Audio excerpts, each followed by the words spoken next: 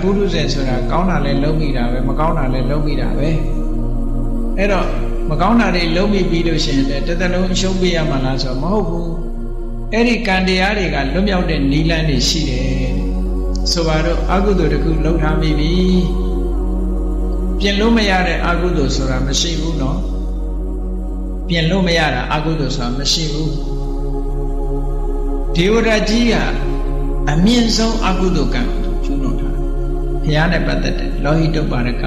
သံဃာနဲ့ပတ်သက်တဲ့သံဃဗေဒကလို့ဆိုဒီပြစ်မှုကြီးတွေတစ်ခုမကနှစ်ခုကျူးလွန်တယ်ဒေဝရနဲ့ပတ်သက်ပြီးမြတ်စွာဘုရားကဗျာဒိတ်ပေးတယ်ဗာပေးတယ်အာပါယီကောနေရီကောဒေဝတ္တတို့ဒေဝရကပင်ရောက်မှာပဲငေးကြမှာပဲငေးကြမှာပဲ definitely ပြောတယ်အတ္တိကိစ္စပြင်လို့မရတော့ဘူးပူဇော်လို့မရတော့ဘူးကပ္ပထောဒီကဘာလုံးငရဲမှာခံရမယ်လို့ဒီလိုပြောတယ်အဲ့ဒီပြောဆိုချက်နဲ့ပတ်သက်ပြီးတော့ယဟန်ချုပ်ကတန်တရားဖြစ်တယ်မြတ်စွာဘုရားကဘာလို့ဒီဝရတ်ကိုဒီလိုအတိအကျကြီးပြောနိုင်တာတော့လို့ဆိုမြတ်စွာဘုရားရှင်းပြတယ်အဲ့ဒါလည်းမှတ်သားစရာတစ်ခုပဲမြတ်စွာဘုရားဘယ်လိုရှင်းပြတော့လို့ဆိုတော့ဒီဝဋ္ဌရဲ့တဏ္ဍမှာတဲ့အဖျားလေးလောက်စာထဲမှာတော့သားမီးပြားလို့ပြောတယ်ကဲ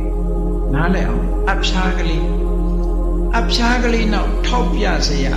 နေရာကလေးအဖျားဆိုတာတီးတီးလေးဟုတ်တယ်မလား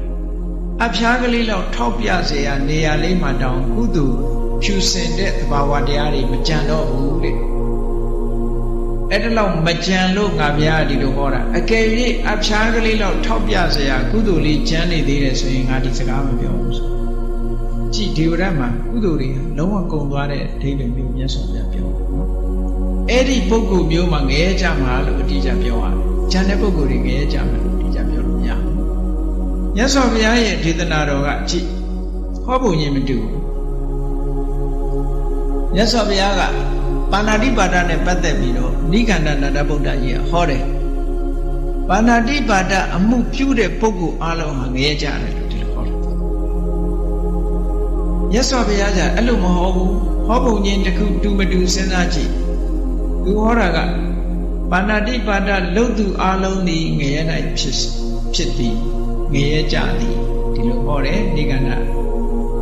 ဗုဒ္ဓမြတ်စွာအဲ့လိုမဟောဘူးပါဏာတိပါဒောနိရယတံဝတ္တိကောပါဏာတိပါဒအမှုသည်ငရဲ၌ဖြစ်စေနိုင်တယ်ဒီမှုကိုပြောတာလား